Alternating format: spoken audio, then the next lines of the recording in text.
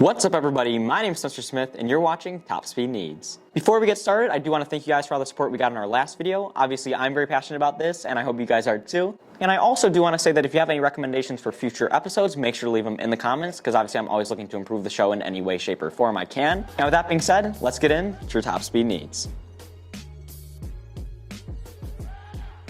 Now coming in first, we're going to be talking about an electric vehicle that hopes to add variety to the mid-size SUV segment. That being the new 2024 Honda Prologue. The 2024 Honda Prologue is an electric mid-size SUV that's about 11 inches longer when it comes to wheelbase than Honda's current mid-size SUV, the Honda Passport. The 2024 Honda Prologue is an electric SUV co-developed by Honda and GM and uses GM's Ultium battery platform. Although Honda did say that starting around 2026, at least for certain electric vehicles, they do want to use their own e-architecture platform. This new SUV will share components with the new Chevy electric Blazer, and along with that will share components with a new Acura model that will also be electric coming in the near future. Now going back to its design, not only is it 11 inches longer when it comes to wheelbase than the Honda Passport, but it's about, depending on the Passport you get, 6.9 to 7.5 inches lower than the Honda Passport. So this thing's pretty low to the ground, as most EVs are.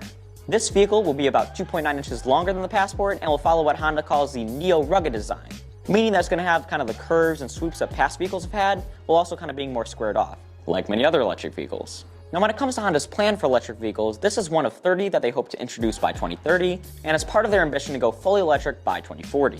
Now I'm not going to lie, I am kind of worried that they kind of teamed up with General Motors for this, considering, in the past they haven't exactly had the best luck with electric vehicles. But since it is Honda and they do kind of make some of the best cars in the world, I'm hoping that this can be a good quality automobile and it'll kind of be better quality than, what we've seen in the past. With that being said, let's get to your Top Speed Needs automotive tip of the day. If you're trying to turn your 2002 Nissan Maxima into an absolute track demon, make sure to find the smallest wing you could possibly get on Amazon, bolt it to your trunk using an old torque wrench and bolts crafted from fine oak, and that thing will be able to gap every Hellcat, Durango, and GT3 RS you find on the road.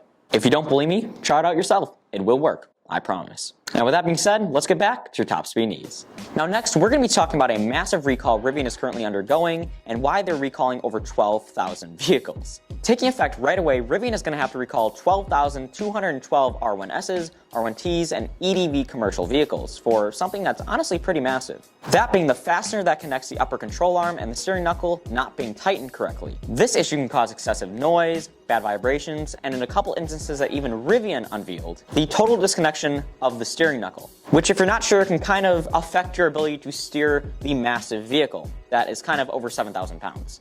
Now this may seem like a simple fix to you, which it sort of is, but the thing is Rivian has only made a little bit over 15,000 vehicles, meaning that they're recalling and are going to have to fix the vast majority of vehicles they have made. Although they do say they're still on track to build 25,000 vehicles, which was their original goal, by the end of 2022.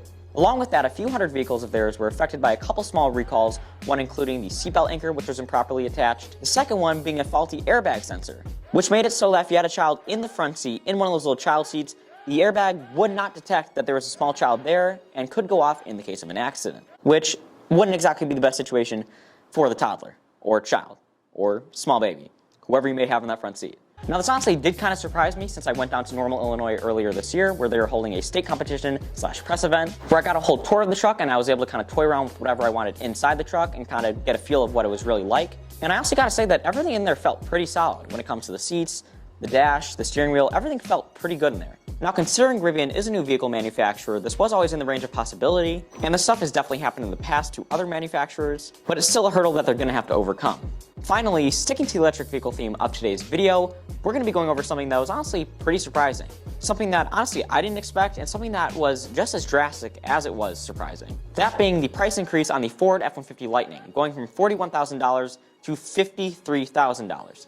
Now when the Ford F-150 Lightning was first introduced, people were really excited about the price, again being only $41,000. Especially when other vehicles at the time, like the Rivian R1T, which started at $68,000 for instance, costed a lot more. Now the reason for the F-150 Lightning initially being so cheap was the fact that it shared a lot of parts from the F-150, something that honestly I was a huge fan of, and I still am to this day. Now although higher end models like the Lariat and the Platinum, which cost respectively about $74,000 and $97,000, were a lot more expensive, the cheaper alternative seemed really good. The range may have not been great, but the price was honestly really affordable and something that a lot of people could do if they really wanted to, which is why the F-150 Lightning was so initially popular. Now luckily, the Silverado EV does promise to still be $41,000, which is about $12,000 cheaper now than the Ford F-150 Lightning. So I guess there's still that option out there for an electric pickup truck around that price range, but regardless, it's honestly still pretty sad. Now when Ford was asked about this price increase, according to Motor Trend, they said that it was because of supply chain issues and ongoing costs. Costs that have risen a fair amount since it was initially announced. Now all in all, this is still pretty unfortunate, and although the F-150 Lightning is still a pretty good bargain for the price, it isn't quite as good as it once was, but I guess fairly soon we will really see if it lives up to the hype. Now with that being said, thank you so much for watching this episode of Top Speed Needs. If you like this video, feel free to drop a like, and if you wouldn't mind, please subscribe so you can stay updated on future content. And with that being said, tune in next time for your Top Speed Needs.